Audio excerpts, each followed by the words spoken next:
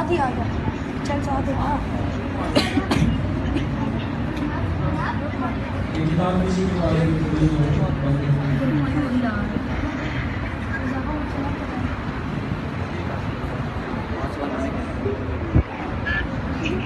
میں اشرف زبیر کو اردو میں تقریر کے لیے دعوت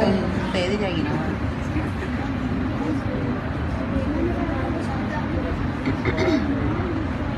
پتہ نہیں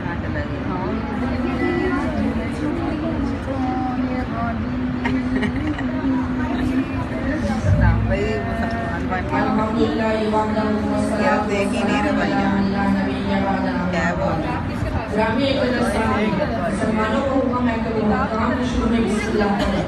نیند سے اٹھے تو بسم اللہ، خرید و فروخت کرے تو بسم اللہ، محنت مزدوری کرے تو بسم اللہ، میدان جنگ میں ہتھیار اٹھائیں تو بسم اللہ، دشمن کے سر پر تلوار چڑھائیں تو بسم اللہ، قلم ہاتھ میں لیں تو بسم اللہ، کتاب کی ورقی کریں تو بسم اللہ۔ غرض یہ کہ ہمیں ہر کام کے شروع میں بسم اللہ پڑھنے کا حکم دیا گیا ہے۔ پھر آپ جانتے ہیں ہمیں بار بار بسم اللہ پڑھنے کا حکم کیوں دیا گیا ہے؟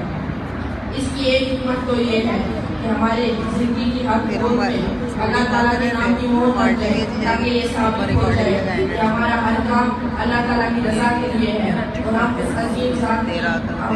اس عظیم ذات کے وفادار اور غلام ہیں۔ ہم اپنی زندگی کے ہر قول میں ہر قول و عمل میں بسم اللہ کیوں نہیں پڑھتے؟ ہمیں تو یہ حکم ہے کہ تم اس وقت کامل مسلمان بنو گے جب تمہارا اٹھنا اور بیٹھنا، مرنا اور جینا، سونا اور جاگنا اللہ کے لیے ہوگا۔